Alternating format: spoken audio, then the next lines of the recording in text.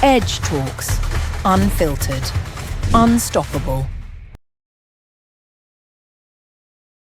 देखिए, Botox filler Aishwarya Rai और राखी सावंत ने भी करवाया है और बोटॉक्स फिलर करिश्मा कपूर, करीना कपूर ने भी करवाया है। बस फर्क इतना है कि करिश्मा कपूर, करीना कपूर 20 साल से वैसे ही दिख रहे हैं, तो किसी को समझ नहीं आएगा कि उसने वो बोटॉक्स फिलर्स का नतीजा है। जैसे आपको स्मोकिंग नहीं छोड़ी जाती है क्योंकि आपको निकोटीन एडिक्शन होता है, उसी तरह स्किन को स्टेरॉइड क्रीम का एडिक्शन हो जाता है कि आपने उस क्रीम को लगाया 8-10 दिन, तो आपकी स्किन फेयर लग रही है, आपको लग रहा है बहुत अच्छी ट्यूब है, मैं बहुत ग्लो कर रही हूँ। जैसे ही आपने 2 दिन के लिए छोड़ा, स्किन डल हो गई, तो आप उस लूप में बंधे रहते हो और कंटिन्यूअसली वो स्टेरॉइड क्रीम लगाते रहते हो और ऐसा धीरे धीरे करके आपकी स्किन थिन हो जाती है, आपकी स्किन पे बाल आने लगते हैं। ये है कि जो हम इतना स्ट्रेस लेते हैं आजकल की जनरेशन, तो स्ट्रेस का सीधा असर हमारे हेयर फॉल और हमारे एक्ने पर आता है, या सिर्फ एक ये मिथ है? जब भी स्ट्रेस है, स्ट्रेस में ना हमारी बॉडी में एक हार्मोन रिलीज होता है, cortisol, which is known as flight और फाइट हार्मोन। बॉडी के साथ भी यही होता है, जब आपकी बॉडी स्ट्रेस में है, बॉडी बस इसी पे फोकस करेगी कि आपका दिल धड़के, आपकी आंखें देखे, कान सुने, आपका दिमाग काम करे। So that is why when there is stress, body एक इमरजेंसी मोड में चली जाती है और उस वक्त ना हेयर पे ध्यान होता है ना स्किन पे, जिस वजह से हेयर झड़ने लगता है और आपकी स्किन भी डल हो जाती है। हेलो एवरीवन, वेलकम है एच टॉक के एक नए और इंस्पायरिंग एपिसोड में। दोस्तों, हम एच टॉक्स पर ऐसे लोगों को बुलाते हैं जिनकी फील्ड से काफ़ी हायर स्टैंडर्ड सेट किए हुए हैं, और आज हमारे साथ है एक ऐसी शख्सियत जिन्होंने मेडिकल अथॉरिटी के साथ साथ एस्थेटिक विजन भी है। तो बिना किसी देरी के बुलाते हैं, please welcome doctor Geetika. Hi, thank you. तो डॉक्टर, आज आपको कैसा लगा जब आप सुबह पॉडकास्ट के लिए आ रहे थे? So it is a good opportunity to share my knowledge with people because skincare आजकल हर किसी को करना है, हर किसी को अच्छी स्किन चाहिए। So it's a good platform to share my knowledge and help people who are looking for a flawless and good skin. Doctor Geetika Kanpur से लेडी हार्डिंग से एम्स, तो टीयर 2 सिटी से दिल्ली आकर ऐसी कौन सी बात आपको लगा जिसको आप फील करके आपको लगा कि मेडिकल इंडस्ट्री में और मेहनत करनी है? देखो, हर टीयर 2 लड़की का ये सपना होता है कि she should live in a metropolitan city, और मैं भी उन्हीं लोगों में से थी।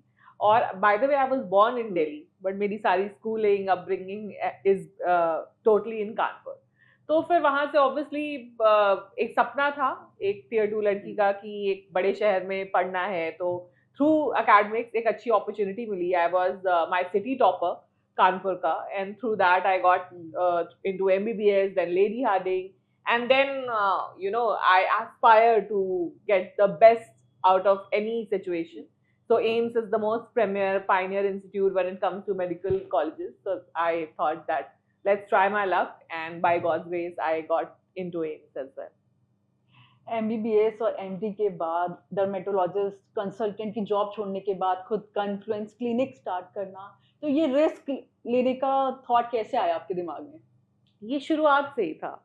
एक्चुअली जब मैं एम्स में अपनी मेडिकल पढ़ाई कर रही थी, तो भी मेरे को ये था कि मुझे खुद का नाम बनाना है, और एम्स में लोग एम्स के वजह से आते थे, उसमें डॉक्टर गीतिका का अपने आप में कोई अस्तित्व नहीं था। इन्फ्लुएंस करने का एक तरीका था मुझे अपनी खुद की आइडेंटिटी बनाने का, और इसका मंत्रा भी है बी ब्यूटीफुल, बी इन्फ्लुएंशियल, क्योंकि मुझे बहुत लगता है ये कि अगर आप अच्छे दिखते हो सामने से तो आपका कॉन्फिडेंस बढ़ता है, जिसकी वजह से आप सिर्फ सुंदर ही नहीं, you become beautiful, you become influential as well, and that is the mantra that I follow all the time.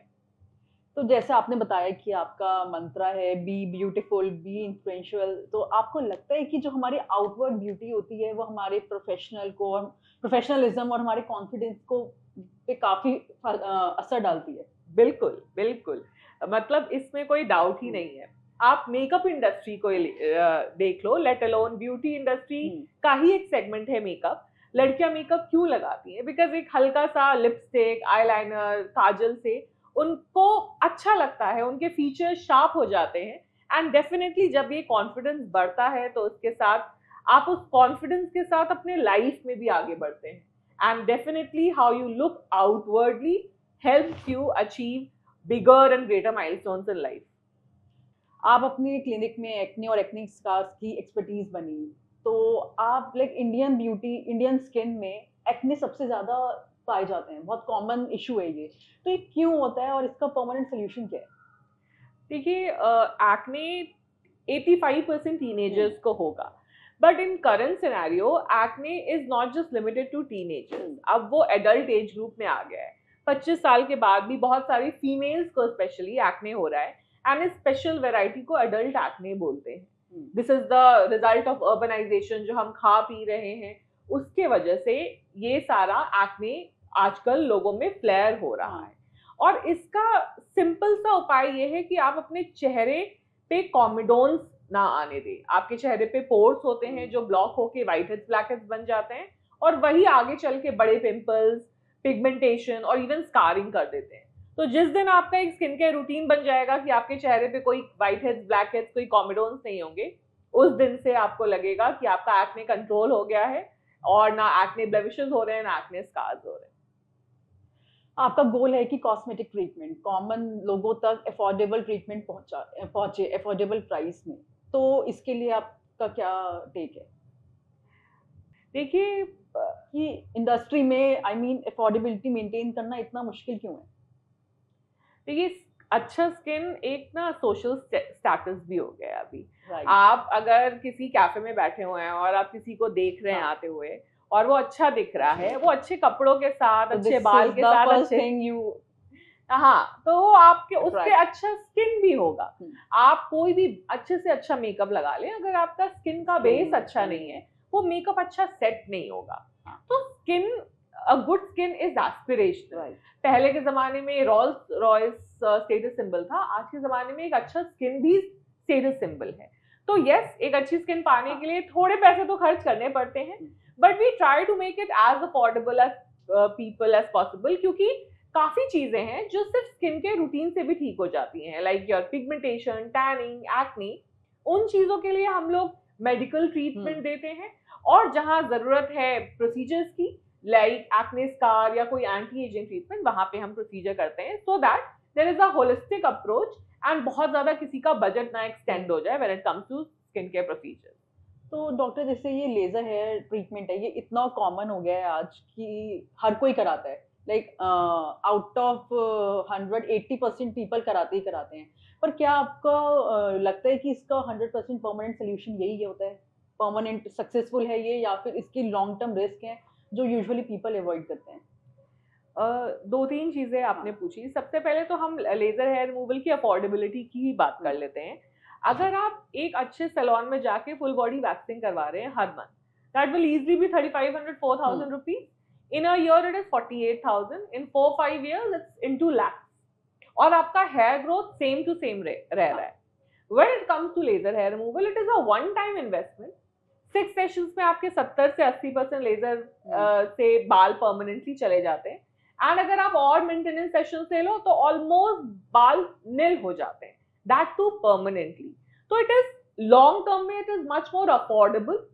And second thing, आप सेफ्टी की अगर बात करें, ये 2000 से ये 2000 ईयर से मेन स्ट्रीम पे आया है। तो कोई चीज जो 25 साल से मार्केट में है, अगर उसके कोई लॉन्ग टर्म साइड इफेक्ट्स होते हैं, कोई मेजर डेंजर साइंस होते, तो वो अभी तक मार्केट से हट गया होता।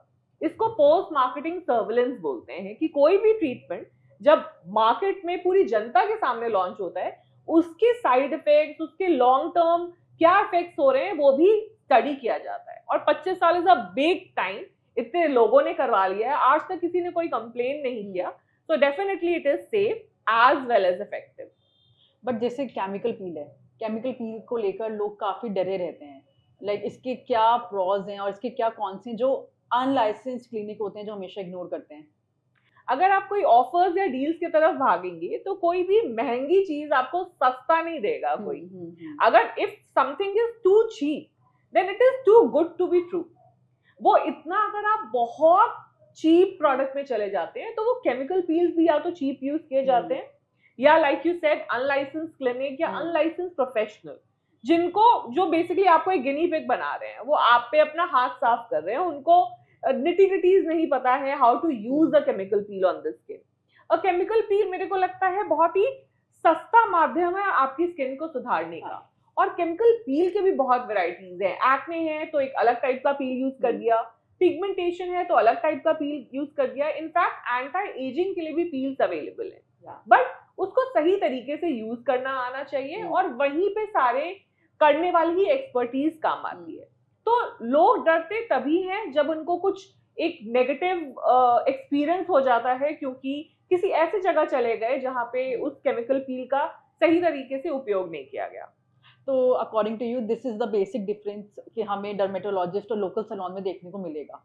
और ऑडियंस को अगर जानना है कि क्या चीज मतलब रियल है और क्या चीज फेक है, तो this is the way they can know about. ठीक है, ऑडियंस को अभी स्किन केयर के बारे में पता लग रहा है, बट ऑडियंस को ये नहीं पता लग रहा कि कैसे सही डॉक्टर के पास जाएं। तो यही मेरा क्वेश्चन था कि ऑडियंस को कैसे पता चलेगा कि ये एक्सपर्टीज है और ये हमारा काम अच्छा करेगा।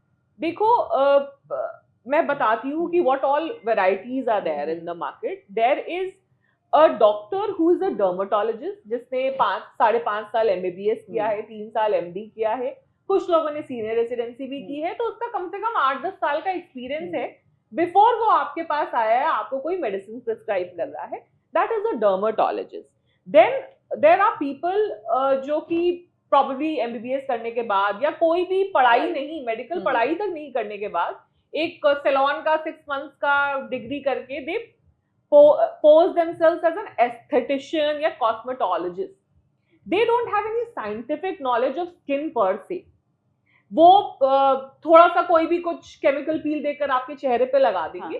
तो आपको ये जानना है कि उसकी डिग्री क्या है। There is something known as medical licence number, आप वो चेक करें कि उसका MBBS डिग्री है कि नहीं, MD या डिप्लोमा है कि नहीं, और वो भी डर्मेटोलॉजी में। क्योंकि आजकल मैं देख रही हूँ मेडिकल अदर ब्रांचेस के लोग भी अपने आप को डर्मेटोलॉजिस्ट की तरह पोज कर रहे हैं। Like they have done MD in surgery but they are posing themselves as dermatologist. That is equally wrong. हम जो 3 साल पढ़ाई करते हैं, दिन के 600 मरीज देखते हैं जो कि स्किन के ही होते हैं, तो उसमें डेफिनेटली वो 3 साल की मेहनत कहीं ना कहीं एक्सपर्टीज आपकी स्किन को सुधारने में काम आती है। तो एक नॉर्मल जनता को मेडिकल लाइसेंस नंबर जरूर देखना चाहिए before going to a clinic, and then check the before after testimonials, Google reviews to see what is the kind of goodwill there is in the market of that particular doctor or that particular clinic. तो ये जो like chemical peel की बात हो गई, पर Botox और filler है, लोग इसको आर्टिफिशियल ट्रीटमेंट से जोड़ते हैं, तो आप बताइए कितना सेफ है अगर इसको कोई एक्सपर्ट करे? देखिए, बोटॉक्स फिलर्स ऐश्वर्या राय और राखी सावंत ने भी करवाया है, और बोटॉक्स फिलर करिश्मा कपूर, करीना कपूर ने भी करवाया है। बस फर्क इतना है कि करिश्मा कपूर, करीना कपूर 20 साल से वैसे ही दिख रहे हैं, तो किसी को समझ नहीं आएगा कि उसने वो बोटॉक्स फिलर्स का नतीजा है। जब तक बोटॉक्स फिलर्स खराब नहीं होता तब तक पता नहीं लगता किसी को कि उसने बोटॉक्स फिलर्स करवाया है। और मेरे पास जितने पेशेंट्स आते हैं 80% लोगों ने बोटॉक्स फिलर्स करवाया हुआ है, तभी वो 50 साल में 40 साल के लगते हैं और 40 साल में 30 साल के लगते हैं। तो जो माइन्यूट चेंजेस होते हैं एजिंग के, चाहे आपके थोड़े से फोल्ड्स आ रहे हो, जॉ लाइन अनइवन हो रही हो, वो फिलर्स से बहुत अच्छे से एक प्लेटो फॉर्म में आ जाता है, आपका एजिंग प्रोग्रेस नहीं होता है। बट मैं आपको इंटरप्ट करूंगी कि इसमें एक मिथ माना जाता है कि जितने महंगे ये होते हैं उतना उससे ज्यादा महंगा इनको मेंटेन करना होता है। Is that true? देखिए, महंगा तो होगा ही अगर आप नेचर को के अगेंस्ट जा रहे हैं। Naturally you are supposed to age, naturally you are supposed to have wrinkles on the face, fine lines, folds, lines, everything. तो अगर आप नेचर के विपरीत जाएंगे तो उसको मेंटेन करने का आपको थोड़ा जुर्माना तो देना ही पड़ेगा, and that is the cost of looking young forever. So yes, fillers and Botox when it comes to anti-aging treatment are expensive, but they are priceless also because they make you really confident and that gives you lot of edge in life. आपको तो क्या आप इस चीज में फिर agree करती हैं कि जो expensive imported skin care products होते हैं वो इंडियन स्किन के लिए बेस्ट होते हैं? Not necessarily. I will not take any brand names. But there are certain medicated international skincare brands also that was brought forward in the market कि doctor का brand है, it's amazing, एक tube 12,000 15,000 की, but I have used them personally before prescribing it to my patients and it was full of fragrances. एक अच्छा product वही है जो कि आपकी स्किन में इफेक्टिव इंग्रेडिएंट पहुंचाए, साथ ही साथ स्किन पे कोई नुकसान ना पहुंचाए. And too many preservatives, parabens और fragrances in a skin care product can flare allergy. तो जरूरी नहीं है कि कोई स्किन केयर प्रोडक्ट महंगा हो तभी अच्छा होगा.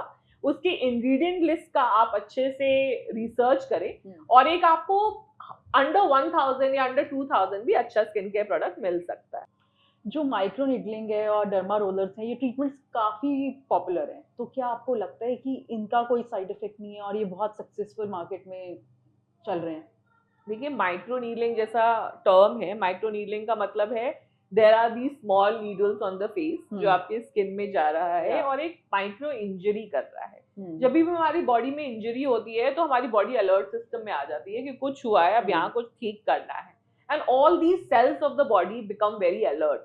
And वो हमारे इंजरी मैकेनिज्म को बेटर कर देते हैं, जिसके वजह से कोलेजन प्रोड्यूस होता है, तो आपका स्किन टाइटनिंग इफेक्ट आता है, आपके स्कार्स बेटर होते हैं, आपके पोर्स बेटर होते हैं. तो इस ब्रॉड एरे को माइक्रो नीडलिंग बोलते हैं, जिसमें आपका derma roller, MNRF, derma pen, ये सारे ट्रीटमेंट्स होते हैं. इनका साइड इफेक्ट नहीं होता, इनका डाउन टाइम होता है कि जब आप इनको करवाते हो 3 से 5 दिन तक अक्सर आपका स्किन थोड़ी रेड रहेगी, थोड़ा सा स्वेलिंग होगा, बट उसके भी अब आजकल ऑल्टरनेटिव्स आ गए हैं. That like there is a treatment and influence known as मिलीफ्रैप, जो कि माइक्रो नीडलिंग ट्रीटमेंट ही है, but it has only down time of 12 to 24 hours. तो आप ये आराम से करवाकर एक दिन अपने वीकेंड में करवाया, अपना छुट्टी लिया और आपकी स्किन भी धीरे धीरे बेटर होती गई with open pores reduction, scar reduction and skin tightening. तो जैसे ये जो फेयरनेस क्रीम्स होती हैं, इनका मार्केट इंडिया में काफ़ी स्ट्रॉन्ग है, तो इसका मिथ और इसके साइड इफेक्ट्स आप कैसे हमारे ऑडियंस को वार्न करना चाहेंगे? देखिए, फेयरनेस ऑब्सेशन तो है इंडिया में, and the reason being I think there is a colonial mindset जो कि अब इतने दिनों से आ गया है कि fair skin is better skin. Although I don't preach कि fair skin is the best. वही ब्यूटीफुल दिखता है जो फेयर होता है. हाँ, इट्स अ मिथ. आपकी स्किन हेल्दी होनी चाहिए, बट फेयरनेस के चक्कर में बहुत सारी ट्यूब्स मार्केट में आई हुई हैं जो स्किन को नुकसान पहुंचाती हैं. For example, there is a tube known as Betnovate जो कि एक स्टेरॉइड क्रीम है, एंड ये मार्केट में 20 रुपए की क्रीम है. और केमिस्ट वाला भी आपको दे देगा कोई भी चीज के लिए इसको लगा लो, कोई भी रैश, कोई भी पिंपल, गोरा होना है लगा लो. That is and it is like very rampant in the society. और अगर आप बेटनोवेट लगातार लगाते हो एज अ फेयरनेस क्रीम, तो आपकी स्किन को एडिक्शन हो जाता है. जैसे आपको स्मोकिंग नहीं छोड़ी जाती है क्योंकि आपको निकोटीन एडिक्शन होता है, उसी तरह स्किन को स्टेरॉइड क्रीम का एडिक्शन हो जाता है कि आपने उस क्रीम को लगाया 8-10 दिन, तो आपकी स्किन फेयर लग रही है, आपको लग रहा है बहुत अच्छी ट्यूब है, मैं बहुत ग्लो कर रही हूँ.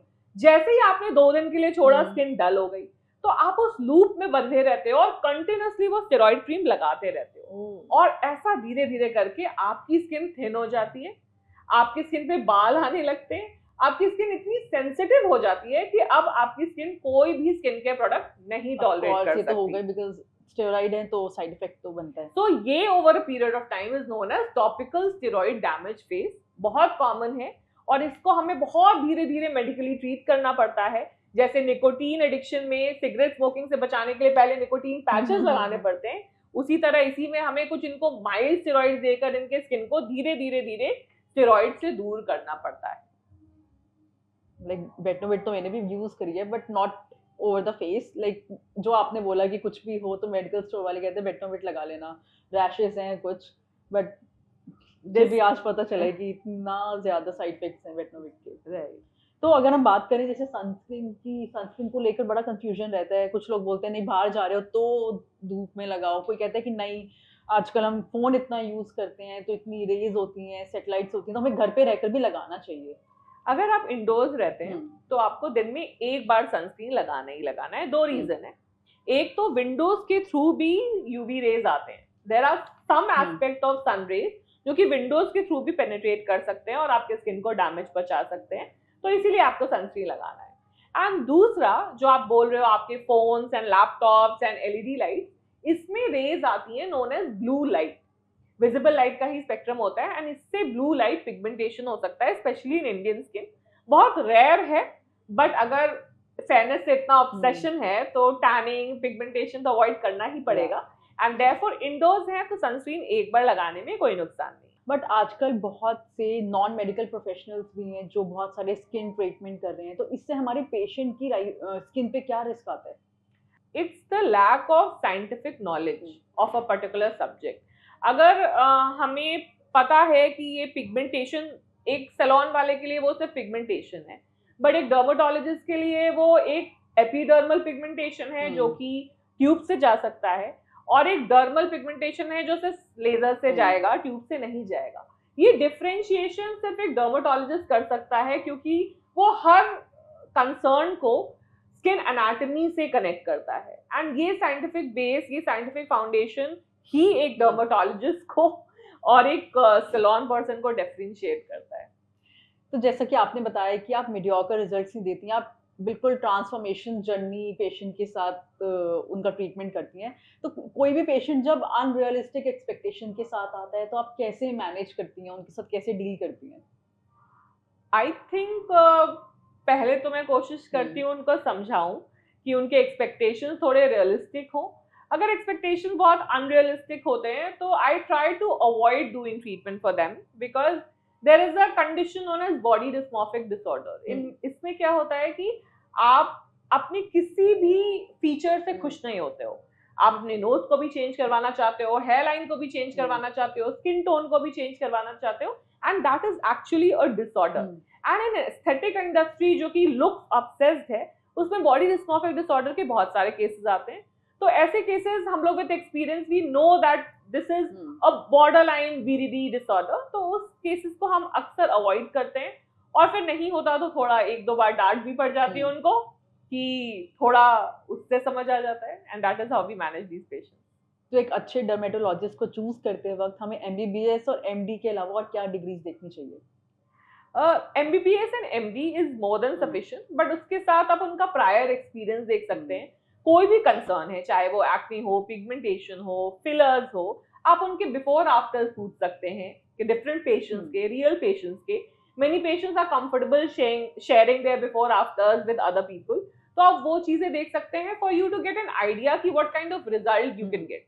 जैसे आपने बोला कि अनरियलिस्टिक एक्सपेक्टेशंस होती है लोगों की, अगर वो बिफोर आफ्टर देख लेते हैं उनको खुद ही समझ आ जाता है कि किस तरह का रिजल्ट वो एक्सपेक्ट कर सकते हैं. तो आने वाले टाइम में कॉस्मेटोलॉजी और एस्थेटिक्स का फ्यूचर कैसा है? Future is very bright also and very scary also. Bright इसलिए क्योंकि अब मैक्सिमम लोग स्किन केयर की तरफ आ रहे हैं. आप या अर्ली 20s में भी लोगों को देखो, वो स्किन केयर को लेकर काफी अवेयर हैं. बट स्कैरी इसलिए कि with so much of information there is also so many misinformation in the market, which अगर आप हर चीज कंज्यूम कर रहे हो, हर रील देख रहे हो और हर नुस्खा अपना रहे हो, तो उस चक्कर में आपकी स्किन डैमेज भी हो सकती है. And today we are seeing that young girls in their 20s are having lot of irritant reaction on the face because of trying different tubes. So that could be scary also. But नई technology कौन सी आने वाली है जो revolutionary होगी? Anything that can make your skin fair in less number of sessions will be revolutionary. Anything that can tighten your skin in one session would be revolutionary. There are already certain technologies around it, like a Doublo Gold, HIFU, but something that can lose weight, something that can help you in losing weight is also very revolutionary. In fact, Mounjaro is one such medical treatment जो कि aesthetic industry को बहुत ही raise की तरह ले रहा है. And people are taking it left, right and center, losing weight. People who have never lost weight are losing weight. So that is one of the already revolutionary treatment that is going on in the aesthetic industry. तो जैसा कि आप हमारी society देख रही हैं आजकल, men and women are same, equality का ज़माना चल रहा है, तो आप मानती हैं कि आजकल मेन वुमेन से ज़्यादा स्किन केयर यूज़ कर रहे हैं? नहीं, नॉट. अभी भी मेरे 80% पेशेंट्स फीमेल ही हैं. जो लड़के आते हैं अक्सर उनकी बहनें, उनकी वाइफ्स और उनकी गर्लफ्रेंड्स उसको लेकर आती हैं. I think they are sneakingly taking skin care products from their wife's bathroom कि क्या लगा रही है, मुझे भी लगाना है. They are in the phase of being intrigued कि वो क्यूरियस हैं कि ये क्या है, but full blown, full fledged अभी स्किन केयर रूटीन की तरफ नहीं गए हैं. especially those who are in their 30s and 40s. Young lot, maybe it would be different. तो आप इन्फ्लुएंस क्लिनिक की सर्विस क्वालिटी मेंटेन करते वक्त कैसे स्केल अप करेंगी जब आप अपनी और branches खोलेंगी? I am from a operations background. मैंने हमेशा स्किन केयर प्रोसीजर्स ही किए हैं throughout my life, and therefore it is very easy for me to train my therapist. We have a protocol for training for every procedure. कोई भी procedure जो आपके चेहरे पे होता है, चाहे वो फेशियल हो, हमें पता है हमें ये पील इतने क्वांटिटी में लगानी है, इतने देर के लिए लगानी है, एंड हर चीज़ का एक प्रोटोकॉल बना हुआ है which will definitely and easily help us to scale and maintain the same service quality across all our centers. तो एक एक्सपर्ट डर्मेटोलॉजिस्ट होने के नाते आप कौन सा स्किन केयर टिप हमारे ऑडियंस के साथ शेयर करना चाहेंगे जो आपको लगता है कि ये सबको फॉलो करना चाहिए? आई थिंक आज के जनता के लिए जो आजकल स्किन केयर को लेकर क्रेजी हैं, उनके लिए मैं ये मैसेज देना चाहूँगी कि कीप इट सिंपल. आपका फेस वॉश, मॉइस्चराइजर, सनस्क्रीन अगर आपको पसंद आ रहा है, उसको बार बार चेंज करने की ज़रूरत नहीं है. अपने सिरम्स भी मैक्सिमम आपको 2 लगाना है, 1 डे और 1 नाइट सिरम, और उसको हर 3 मंथली चेंज करना है. Changing skin care products too often can cause more problems than doing good to your skin. तो आप एक्ने स्कार ट्रीटमेंट्स में कौन सी टेक्नोलॉजी को सबसे ज़्यादा इफेक्टिव मानती हैं? I personally feel that for acne scars, Millifrac, which is a microneedling device, it's by a doctor known as Dr. Andrews. He's an Australian dermatologist. Okay. उन्होंने ये device को इजाद किया था. That is the best treatment for acne scars. I have seen amazing results. ऐसा है कि किसी का टीवी पॉट स्पाइन का स्कार था, वो तक बेटर हो गया है. किसी के मेजर डीप गड्ढे थे, वो बेटर हो गया है. Plus it has an added advantage कि ये पेनलेस है. It has an added advantage कि इसमें कोई डाउन टाइम नहीं होता. आप शाम को करवाओगे, सुबह तक आपकी स्किन ना रेड है ना सोलन है. आप इजीली ऑफिस में जा सकते हो और किसी को पता भी नहीं लगेगा आपने एक्ने स्कार ट्रीटमेंट करवाया है. तो for me this is a revolutionary treatment for acne scars. तो इसका सक्सेस रेट कितना है? इसका सक्सेस रेट तो 100% है, but in you can say 0.05% people pigmentation कई बार हो जाता है ट्रांजिएंटली. अगर आपका ऐसा प्रोफेशन है जिसमें आप सन एक्सपोजर ज़्यादा कर रहे हो, like army professionals, boxers, sports person, अगर वो सन एक्सपोजर ज़्यादा करते हैं तो स्किन ट्रांजिएंटली डार्क हो सकती है, but otherwise success rate is 100%. तो आजकल ये जो सेलिब्रिटी स्किन सीक्रेट्स हैं काफ़ी वायरल हो रहे हैं, तो क्या ये अफोर्डेबल प्राइस में आम आदमी भी करा सकता है? देखिए, या फिर सेलिब्रिटी सिर्फ मार्केटिंग है? Celebrity skin secrets is actually a secret till now, क्योंकि आप आईज डंग करके और होम मेड मास्क लगा के इतने सुंदर नहीं लग सकते eight 40s and 50s. So उनके actual celebrity skin secrets are these procedures which they don't want to discuss, which is fine because there is a taboo attached to these anti-aging procedures. But अगर आप एक basic skincare routine रखें और आप एक month में बस एक प्रोसीजर रेगुलरली और रिलीजियसली करवा ले, you will look younger for a very very long period of time. पर जैसे हमारी ये एक्ट्रेस आईवी ड्रिप ले लेती हैं, ग्लूटाथायोन ले लेती हैं, जैसे रिसेंटली आपने शेफाली जरीवाला का केस सुना, तो इसके ऊपर आप क्या बोलेंगी कि लाइक इन सब की भी साइड इफेक्ट्स होते हैं? एक विटामिन सी की कोई ड्रिप ले रहा है. देखिए, आजकल ना skin supplements are very common in the market. People are taking lot of skin supplements just to look good, have better energy and also overall health aspect के लिए.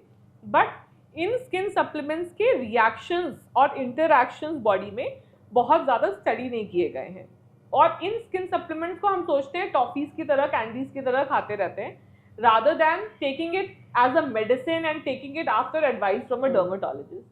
तो कई बार ये मेडिसिन आपस में इंटरैक्ट करके प्रॉब्लम कर सकते हैं. In Shefali Jariwala case it was IV glutathione related anaphylactic reaction, जो कि किसी भी इंजेक्शन के बाद, not just necessary glutathione, but किसी भी इंजेक्शन के बाद ये एनाफिलैक्टिक रिएक्शन हो सकता है, which can lead to an unfortunate incident of death as well. तो ये सब देखकर ही लाइक हमें बहुत डर लगता है नॉर्मल लोगों को कि क्या ट्रीटमेंट्स एक्चुअल में इतने सेफ हैं कराने. अफोर्डेबल तो लाइक बहुत अलग बात हो जाती है, बट लाइफ रिस्क पे आ जाती है ट्रीटमेंट से. ऐसे लाइक मैं सोच रही हूँ, काफी लोग सोचते होंगे, काफी ऑडियंस से सोचती होंगी। देखिए इसमें बहुत ज़रूरी है कि फिर आप एक रेप्यूटेड क्लिनिक में जाएं, you go to a clinic in which the doctor is available all the time, because these anaphylactic reactions can easily be managed with certain emergency care that is available in a good dermatologist clinic. Problem तब आ रही है जब इन skin के procedures को हम salon procedures की तरह treat कर रहे हैं कि आईवी ग्लूटाथियोन मेकअप करते वक्त साथ में आईवी ग्लूटाथियोन चल रहा है. These are medical grade treatments and they should be given the same seriousness जो कि आप किसी सर्जरी को देंगे. और अगर आप उस सीरियसनेस के साथ ये ट्रीटमेंट्स करेंगे, you will not develop a side effect, because आप इसको कैजुअली कैंडी की तरह पॉप नहीं कर रहे होगे और मेकअप करते वक्त ये आईवी ड्रिप नहीं ले रहे होगे, बल्कि आप एक रेप्यूटेड डॉक्टर क्लिनिक में जाओगे एंड अंडर डॉक्टर सुपरविजन ये ट्रीटमेंट करवाओगे. तो जैसे पिगमेंटेशन और मेलास्मा की हम बात करें तो ये इंडियन स्किन पे काफ़ी कॉमन है, तो अकॉर्डिंग टू यू इसके लिए क्या बेस्ट ट्रीटमेंट है और इसका परमानेंट ट्रीटमेंट है? मेलास्मा का कोई परमानेंट ट्रीटमेंट नहीं होता. Melasma by nature will recur, कि आप अगर सन एक्सपोजर करेंगे तो झाइयाँ वापस आएगा ही आएगा, लेकिन आपको इसको मेंटेन करना है with a good skin care routine and peels and lasers. There is also an amazing treatment known as Radiant Blend for melasma, जो कि एक ही सेशन में आपके मेलास्मा को 80% रिड्यूस कर देता है और आपको सिर्फ साल में एक बार ये ट्रीटमेंट करवाना होता है. बट येस, आपको इसको कंटिन्यूसली करवाना पड़ता है if you want a flawless skin. तो जैसे नॉन सर्जिकल फेस लिफ्ट की डिमांड काफ़ी बढ़ रही है, आपके थ्रेड्स और अल थेरेपी में क्या फ़र्क है और इनके क्या प्रोज एंड कॉन्स हैं? देखिए 3 तरह की एजिंग होती है. There is a ageing which is hypertrophic ageing, मतलब आपकी स्किन का थिकनेस ज़्यादा है जिसके वजह से आपकी स्किन मोटी है, उसमें फोल्ड ज़्यादा है. उस केस में non surgical face lift using a HIFU which is a double gold high frequency ultrasound that help, क्योंकि वो आपके स्किन का एक्सेसिव फैट कम करेगा, टिश्यू डिबल्किंग करेगा और कोलेजन इंडक्शन करेगा. वहीं अगर आपका टोटिक फेस है, मतलब बहुत सारे फोल्ड्स हैं, सैगिंग है स्किन की, आपके लाफ लाइंस बहुत प्रोमिनेंट है, जॉ लाइन शार्प नहीं है, then a thread lift will help, क्योंकि थ्रेड आपके फिजिकली स्किन को पुल करके आपकी स्किन को लिफ्ट कर देता है. एंड अगर हॉलोनेस है, वॉल्यूम लॉस है फेस का, संकन आईज है, चीक फ्लैट है, देन फिलर्स विल हेल्प. तो असेसिंग आपको किस टाइप की एजिंग है उसके बेसिस पे ट्रीटमेंट डिसाइड होते हैं और फिर आपका, बिकॉज एवरीबडी इज डिफरेंट, तो हर किसी का ट्रीटमेंट एंटी एजिंग कस्टमाइज्ड होता है. तो जैसे कि dermaplaning and microdermabrasion treatments काफ़ी पॉपुलर हैं, तो ये सेंसिटिव स्किन के लिए भी सेफ होते हैं? Derma planing is like shaving of the face only, but you are doing it कि जो अगर थोड़े बहुत आपके पीच फज या वेलनेस हेयर फेस के निकल जाते हैं तो फेस ब्राइटन अप लगता है, क्योंकि वो हेयर नहीं होता, मेकअप भी बहुत ईजिली सेट होता है. सेंसिटिव स्किन के लिए it can be tricky, but अगर आप अच्छे से मॉइस्चराइज करें अपने स्किन को तो dermaplaning can be done. Microdermabrasion is nothing but a medical form of scrubbing. इसमें एक वैक्यूम डिवाइस होता है जो कि कुछ क्रिस्टल्स के थ्रू आपके स्किन को स्क्रब करता है. तो जैसे कोई फिजिकल स्क्रब आपके डेड लेयर को निकालता है, माइक्रोडर्माब्रेजन वही काम करता है using a machine, and therefore the process is more standardised. तो जैसे लिप फिलर्स आजकल इसकी डिमांड बहुत ज़्यादा है, तो इसके मेडिकल रिस्क क्या हैं? कि मेडिकल रिस्क तो बहुत सारे हैं, इसीलिए अच्छे डॉक्टर के पास जाना ज़रूरी है लिप फिलर करवाने के लिए. देखिए हम सोचते हैं कि अरे लिप फिलर्स करवा लेंगे डक लिप्स हो जाएगा, that is the main problem, but that's not the main problem. It can cause bigger problems, and therefore going to a doctor who knows कि किस लेयर में ये फिलर जाना है, ये ब्लड वेसल में ना चला जाए, ये आपके मसल के बीच में ना चला जाए, वो ज़्यादा ज़रूरी है rather than just focusing on the lip filler not looking the way you want. तो अगर चला जाए तो फिर क्या होता है? वो एक डॉक्टर को ही उसको मैनेज करना आता है. नहीं, अगर चला जाए तो इसका क्या रिस्क है? It becomes an emergency. It becomes an emergency अगर लिप फिलर आपके ब्लड वेसल में चला जाए. It's an emergency in which you have to go to the doctor immediately and get the fillers dissolved. So that is why एक doctor जिसको anatomy पता है कि ये स्किन है, ये म्यूकोजा है, ये मसल है, ये लिप का फैट है, उसके पास आपको लिप फिलर जाके करवाना बेटर है. rather just going it left right and center and just कि उसका Instagram following ज़्यादा है उससे lip filler करवा लिया. It has to be done by a trained expert who knows the nitty-gritties of anatomy of the face. तो आप इसमें एस्थेटिक बैलेंस को कैसे मेंटेन करती है सो दैट ये ओवर द टॉप ना लगे? नहीं, एक्चुअली दैट्स क्वाइट पर्सनल. कुछ लोगों को लिप फिलर्स चाहिए कि लोग बोले तुमने लिप फिलर करवाया है, और कुछ लोगों को चाहिए कि मैं नेचुरल लगूं. And either of these people are equally correct. Those who want to stand out as well as those who want to blend in, both are equally fine when it comes to lip fillers. It's a personal choice. कोई बहुत bold कपड़े पहनता है, कोई बहुत bright colours पहनता है, कोई बहुत म्यूटेड कलर्स पहनता है. It's a personal choice. आप लिप फिलर्स अपने मेकअप के साथ, अपने कपड़ों के साथ अपनी पर्सनालिटी दिखाते हो. And lip filler is also way to showcase your personality. तो जिनको आउट देयर पाउटी लिप्स चाहिए, दोज आर ऑल्सो वेलकम. जिनको बिल्कुल सटल लिप्स चाहिए, those are also welcome. I cater the lip filler results as per the personality of the patient and what they demand out of me. अब हमने काफ़ी बात skin की कर ली, हम बात करते हैं हेयर की. तो जो हेयर लॉस के लिए काफ़ी पॉपुलर ट्रीटमेंट है PRP ट्रीटमेंट. तो क्या ये परमानेंट सॉल्यूशन है हेयर ग्रोथ के लिए, या फिर ये भी काफ़ी पेनफुल ट्रीटमेंट है? आप जिम जाते हैं? हाँ. तो आप जिम में जाके तो नहीं बोलते कि अरे हमेशा जिम जाना पड़ेगा. आज अगर मेरा बॉडी फैट परसेंटेज 15-20% हो गया तो मैं ज़रूरी नहीं है कि मैं उसको जिम छोड़ दूंगी, मेरा बॉडी फैट परसेंटेज 15-20% रहेगा. क्योंकि skin care is a new kid in the block. Skin care अभी लोग जानना चालू कर रहे हैं, इसीलिए वो ये क्वेश्चन कर रहे हैं कि अरे परमानेंट नहीं है, अरे हमेशा करवाना पड़ेगा. हम सैलून में जाके पेडिक्योर के टाइम तो नहीं बोलते कि अरे पेडिक्योर इसी मंथ के बाद नेक्स्ट मंथ भी करवाना पड़ेगा. So now people are slowly getting aware of skincare treatments, and after a while they will stop asking these questions कि अरे हमेशा करवाना पड़ेगा, अरे permanent result है कि नहीं. It is an ongoing process. आपके अगर हेयर लाइफ इशू है, स्किन लाइफ इशू है, आप ब्रीथ कर रहे हो, मूव कर रहे हो, it is a dynamic process, and therefore these treatments on a continuous basis is important and necessary to maintain the results. So yes, चाहे आप कोई भी ट्रीटमेंट करें, उसकी परमानेंसी के लिए once in a while you have to take maintenance sessions. अगर हम बात करें लोग कितने टैटूज कराते हैं, बट टैटूज कराने के साथ साथ टैटूज और परमानेंट मेकअप रिमूवल की भी काफ़ी डिमांड आती है. सेमी परमानेंट मेकअप, हाँ सही, परमानेंट मेकअप रिमूवल की. तो इसमें 100% इफेक्टिव होता है लेज़र ट्रीटमेंट, या इसके भी साइड इफेक्ट्स हैं, ये स्किन को डैमेज कर देता है? देखिए टैटू आप एक बार में बनवा सकते हैं अगर आपको कोई भी टैटू बनवाना है, पर अगर आपको टैटू को हटवाना है तो आपको कम से कम 6 सेशंस चाहिए. और टैटू पे भी डिपेंड करता है. अगर वो बहुत ही एमेच्योर टैटू है, बहुत ही अनप्रोफेशनल तरीके से किया गया है, उसमें इंक बहुत स्ट्रांग नहीं है, तो 2 से 3 सेशन में भी आपका टैटू रिड्यूस हो जाएगा. बट अगर एक प्रोफेशनली डन टैटू है with lot of shading, lot of ink deposition, then it takes at least 6 sessions to reduce the tattoo. इसलिए हम लोग बोलते भी है think before you ink. मैं अभी तक नहीं सोच पाई हूँ कि मैं अपनी बॉडी पे कोई टैटू ऐसा बनवा सकती हूँ जो कि मैं लाइफ लॉन्ग उससे बोर ना हूँ. So yes, think before you ink, क्योंकि अगर आप एक बार टैटू बनवा लोगे और उस पसंद नहीं आया तो उसका removal is a tedious process and it will take 6 to 8 sessions. It is effective definitely. with the right laser, with the right technique, 100% भी remove हो जाता है, but it is a time taking process. जैसे कि आप अपने influence clinic को national level पर स्केल करना चाहती हैं, तो जब बिजनेस हमारा बड़ा होता है तो एथिकल ट्रस्ट, क्लाइंट ट्रस्ट को कैसे मेंटेन करते हैं? देखिए we will cross the bridge when we reach there. Currently I have a flagship store at Hoskas.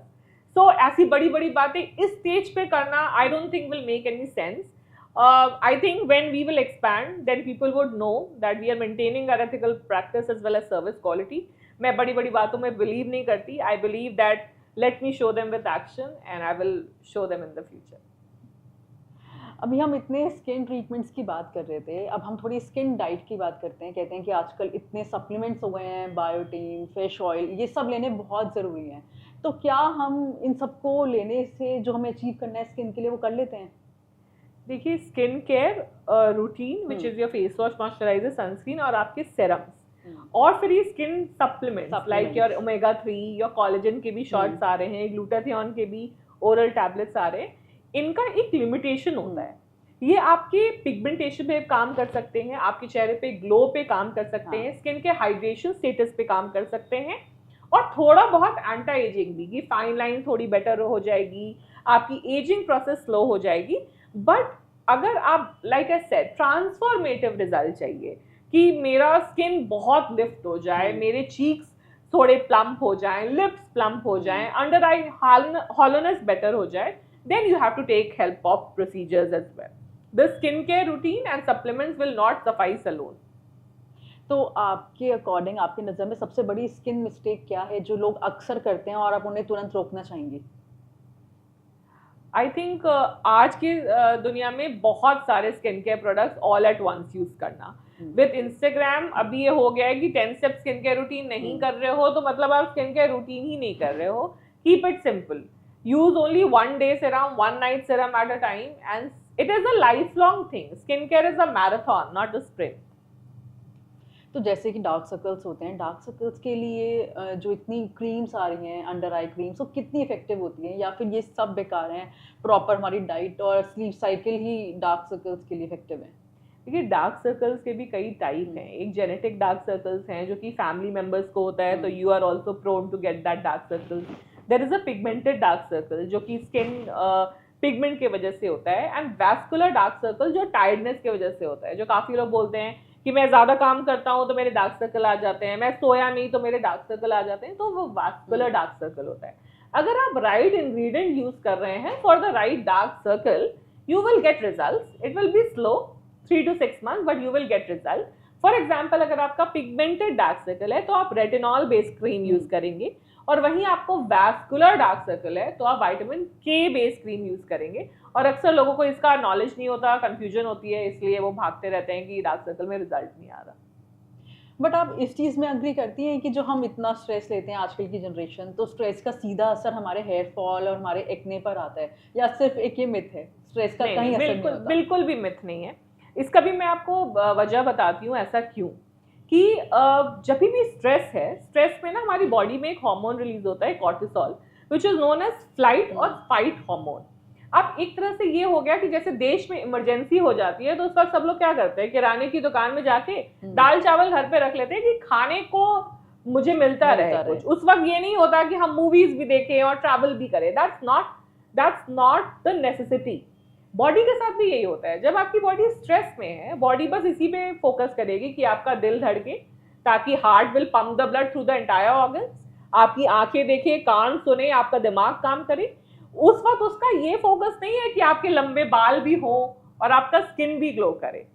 So that is why when there is stress, body एक emergency mode में चली जाती है, और उस वक्त ना हेयर पे ध्यान होता है ना स्किन पे, जिस वजह से हेयर झड़ने लगता है और आपकी स्किन भी डल हो जाती है। तो yes, stress does affect skin as well as hair, specially hair. या स्पेशली हेयर। तो जैसे कि हमने इतनी ट्रीटमेंट्स की बात करी, जो पोस्ट ट्रीटमेंट केयर होती है वो कितनी इंपॉर्टेंट है, और क्या 90% रिजल्ट सिर्फ इस केयर पे बेस्ड है? नहीं, पोस्ट केयर का मतलब है कि कोई भी प्रोसीजर के बाद अगले 7 दिन तक जो भी आप चीजें कर रहे हो, चाहे आप अपने दिनचर्या में कर रहे हो, चाहे आप अपने स्किन केयर रूटीन के माध्यम से कर रहे हो, उसको पोस्ट केयर बोलते हैं। बट उसका 90% रोल तो नहीं, बट 10% रोल डेफिनेटली है। 90% रोल तो प्रोसीजर का ही होगा कि आपका प्रोसीजर ढंग से किया गया है। बट नॉर्मल पोस्ट केयर में आपको कोई भी सेरम नहीं यूज करना होता for the next 7 days after any डर्मैट treatment, और आपको अच्छे से सनस्क्रीन यूज करना होता है, धूप से बचाव करना होता है। अगर आप ये बेसिक पोस्ट केयर इंस्ट्रक्शंस भी फॉलो करेंगे तो that also will be good enough. ये सब आपने इतनी जो हमें बातें बताई हैं, ये फिर भी लोगों को पता है मेट्रोपॉलिटन सिटीज़ में, बट जो Tier 2 सिटीज़ होती हैं वहाँ पर बहुत कम नॉलेज है लोगों को। आपने कानपुर से स्कूलिंग की, आपने वहाँ पर बचपन में रहे, तो आप ऐसी कौन सी एडवाइस है वहाँ के लोगों को देना चाहेंगे जो वो फॉलो करें? Come to me. दिल्ली आ जाओ फ्लाइट करके। नहीं, I will go to them, but तो आपने सोचा है वहाँ पर भी कब तक? बिल्कुल, that is where my heart is, and my parents also still live there. But like उनके लिए आई थिंक अब इंस्टाग्राम के थ्रू ये ना थोड़ा ये लाइन ब्लर हो गया है between tier 2 and tier 1 city. The thing is कि उनके पास वो उस लेवल का एक्सपोजर नहीं है. Even if they want to get the best of best treatment, you will not find the best technologies in a tier 2 city. And even the ones practicing there, they will be like, yahan kaun lega? But sab lenge. In a tier 2 city, the demand for a good technology is even higher because nobody is doing it. So इसीलिए उनको दिल्ली आना पड़ता है. I think awareness है, but availability नहीं है of the right technology. Awareness में तो like Instagram today social media plays a very major role कि And I आप ही अपने पेज के थ्रू कितनों को अवेयर कर रहे हैं. Right. And I think not just me, I think जो ब्यूटी इन्फ्लुएंसर्स हैं उनका भी उतना ही इसमें योगदान है, जो कि बताते हैं. कम से कम कई बार आप गलत भी बता रहे हो बट आप 80% सही भी बता रहे हो, और उसकी वजह से हर किसी को एक अवेयरनेस तो डेफिनेटली आ गई है through of skin and skin care. But yes, availability अभी थ्रू आउट इंडिया नहीं है, वो अचीव करना है. अब मुझे एक और चीज़ पूछनी थी, जैसे फेस एक्सरसाइज हम करते हैं, मतलब मैं भी करती हूँ कई बार कि हमारा फेस ब्लोट हो गया है, हम गुआशा यूज़ करते हैं, हम फेस लिफ्ट के लिए काफ़ी प्रोडक्ट्स यूज़ करते हैं, तो क्या सच में ये इफेक्टिव होते हैं या फिर ये इनका बस टेम्पररी ब्लड फ्लो के लिए ही ये यूज़फुल होते हैं? देखिए, साइंटिफिकली देखा जाए तो यही बोला जाएगा when it comes to gua sha and jade roller कि वो फ्लूइड ड्रेनेज करेगा. लिम्फेटिक के वजह से आपका फेस ब्लोटेड लगता है, तो वो उस फ्लूइड ड्रेनेज में हेल्प करेगा. That is why this ice dunking also help, क्योंकि वो आपके ब्लड वेसल को सिकोड़ देता है, वेजो कंस्ट्रिक्शन कर देता है, जिसके वजह से ब्लोटिंग कम हो जाती है. But face yoga, face exercises, yoga क्या कर रहा है इन जनरल?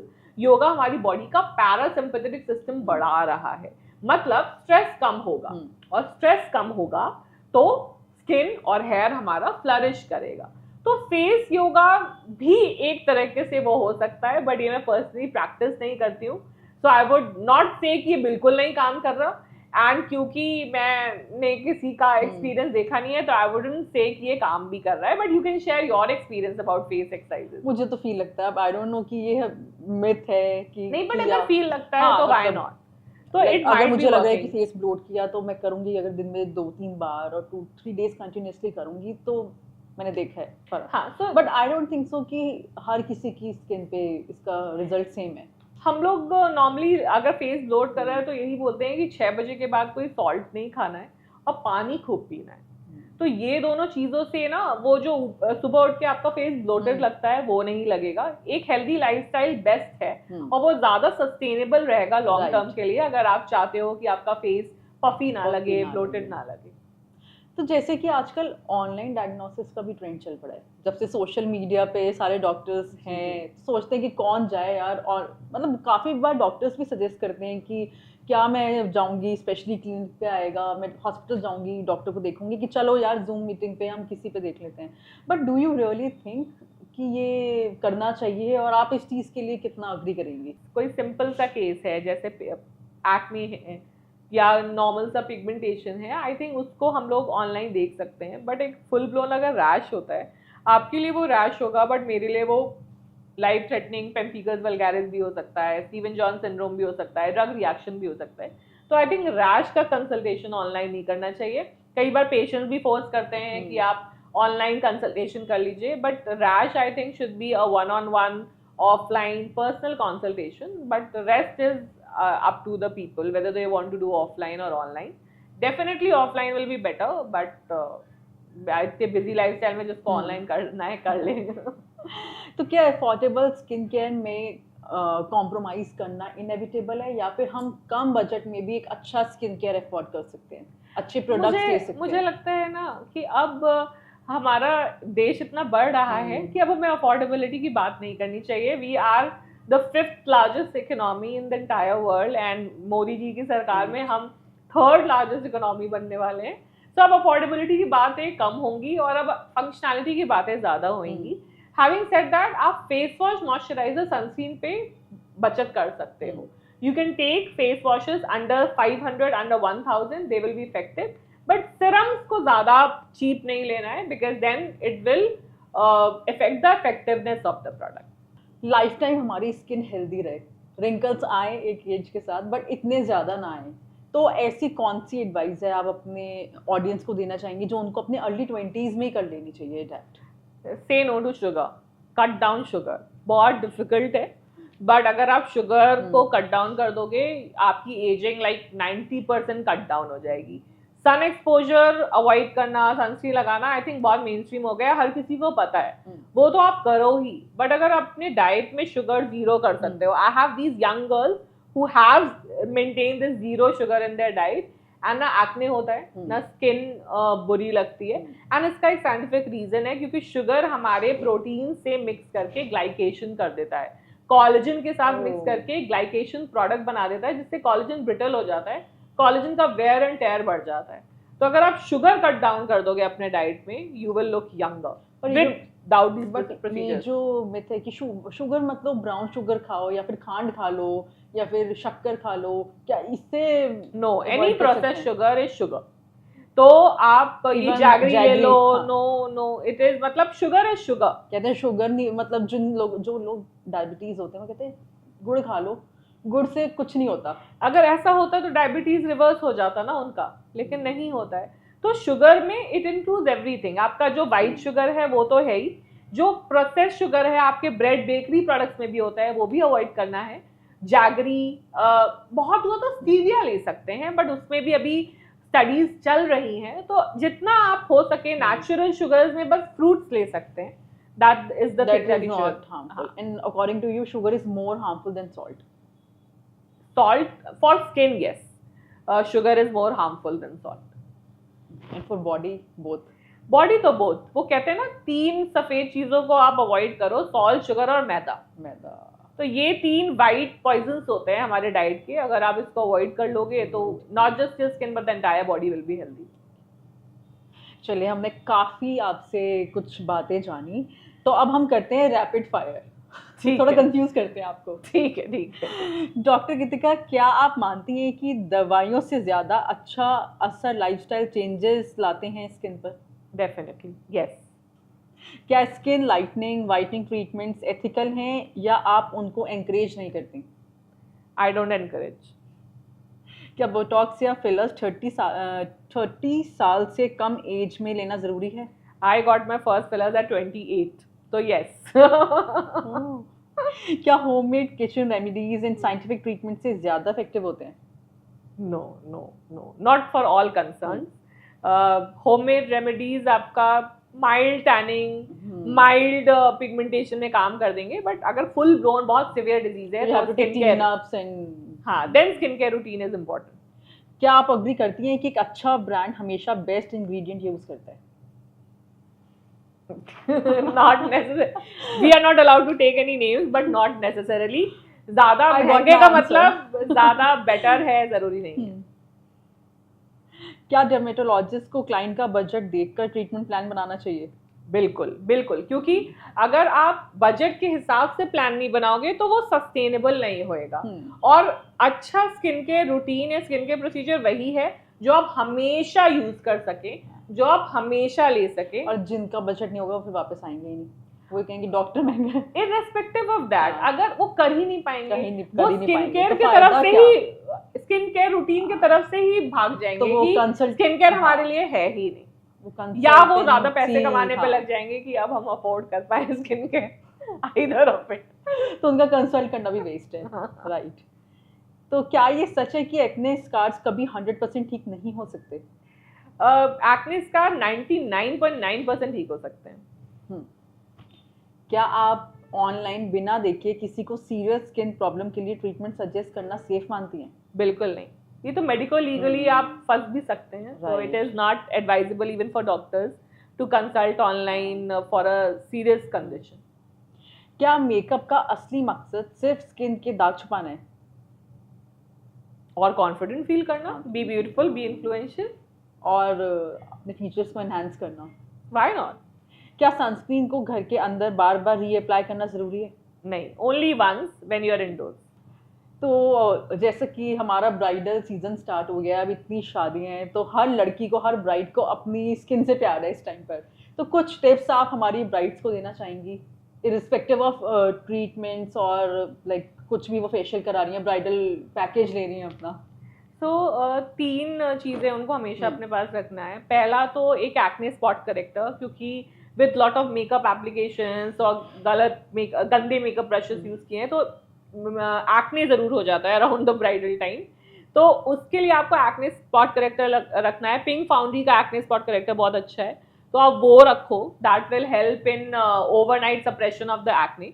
दूसरा चीज़, आप प्राइलॉक्स क्रीम रखो, नंबिंग क्रीम, क्योंकि आप जो हैवी हैवी झुमकियाँ पहनते हो और जो हील्स पहनते हो उसके पीछे ये नंबिंग क्रीम लगा दोगे तो आराम से रिलैक्स रहोगे, कोई पेन नहीं होगा। और तीसरा एक रैश क्रीम रखो, लाइक मोमेड की, मान लो कहीं पे कोई रैश हो गया है तो वो लगा लो और वो सेटल हो जाए। This is more than sufficient for the brides to be, they will be skin care safe after these products.